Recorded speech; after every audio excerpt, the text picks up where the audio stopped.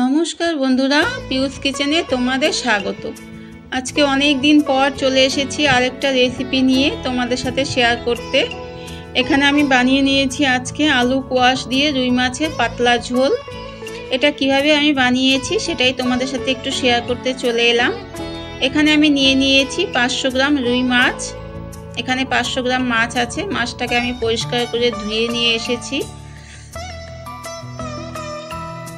আর এখানে আমি নিয়ে নিয়েছি দুটো কোয়াশ, একটা আলু কেটে নিয়েছি, আর নিয়েছি মশলা।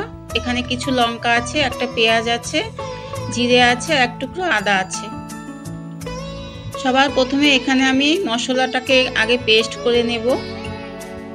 রান্না করার সময় মশলাটা যদি রেডি থাকে তাহলে কিন্তু রান্না করতে একদমই সময় লাগে না, সেটা আমার মনে হয়। তোমাদের কার কি মনে হয় জানিও। তাই আমি সবার আগে মশলাটাকে রেডি করে নেব।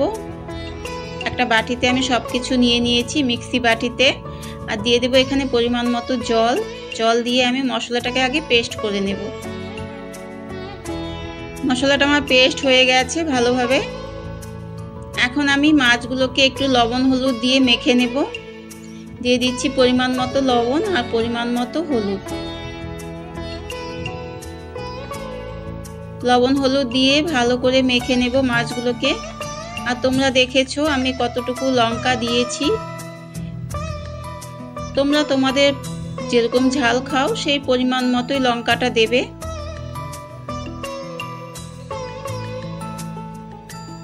মাছগুলোকে আমি ভালো করে মেখে নিচ্ছি। মাছগুলো আমার সব হলুদ লবণ দিয়ে মাখা হয়ে গেছে।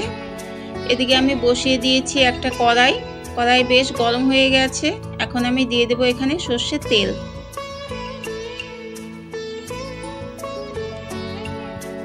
মাছের রেসিপিটা আমি সর্ষের তেল দিয়ে করে নেব।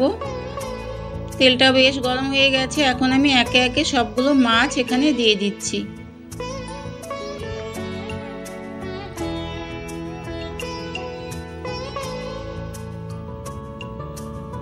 সবগুলো মাছ আমি দিয়ে দিয়েছি। আরও মাছ আছে, ওগুলো আমি পরে ভেজে নেব। এভাবে এক পাশ হয়ে গেছে, আমি এখন উল্টে আরেক পাশ ভালো করে ভেজে নেব। দেখতেই পাচ্ছ একটু লাল লাল হয়ে এসেছে। যেহেতু আমি সবজি দিয়ে করব মাছের রেসিপিটা, তাই আমি একটু লাল লাল করে ভেজে নেব।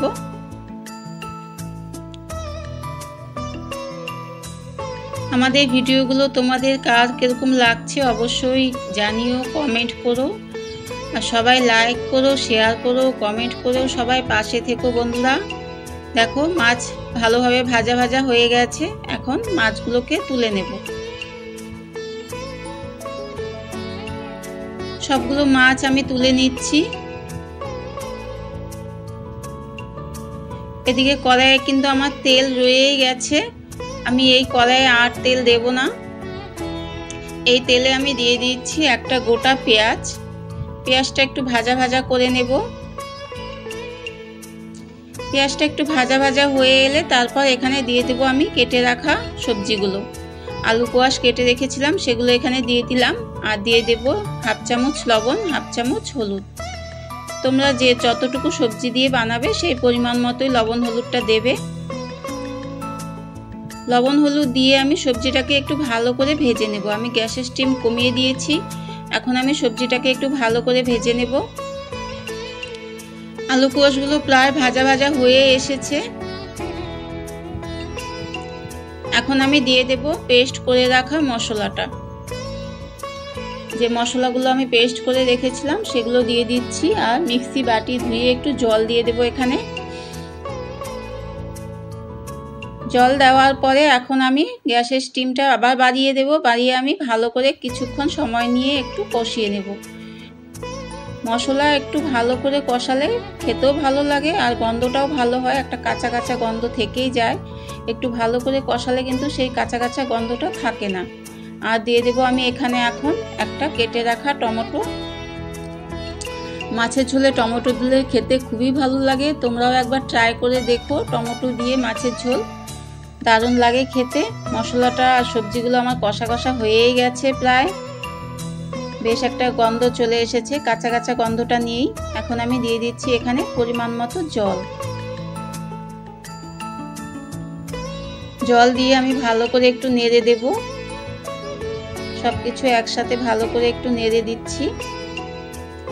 নেড়ে দিয়ে এখন আমি 10 মিনিটের জন্য ঢেকে দেব। 10 মিনিটের জন্য ঢেকে দেওয়ার কারণ হচ্ছে তাহলে আলু কোয়াশগুলো একটু সেদ্ধ হয়ে যাবে, কেননা ওগুলো তো ভাজার সময় সেদ্ধ হয়নি, তাই এখন সেদ্ধ হয়ে গেছে। দেখতেই পাচ্ছ খুব ভালোভাবে আলু কোয়াশগুলো সেদ্ধ হয়ে গেছে, বেশ জাল উঠে এসেছে। এখন আমি দিয়ে দিচ্ছি এখানে মাছ ভাজাগুলো, যে মাছগুলো আমি ভেজে রেখেছিলাম সেগুলো এখানে দিয়ে দিচ্ছি।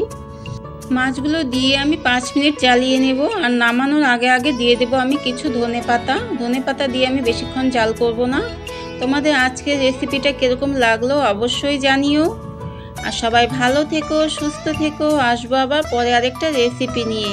আজকে সবাইকে টাটা।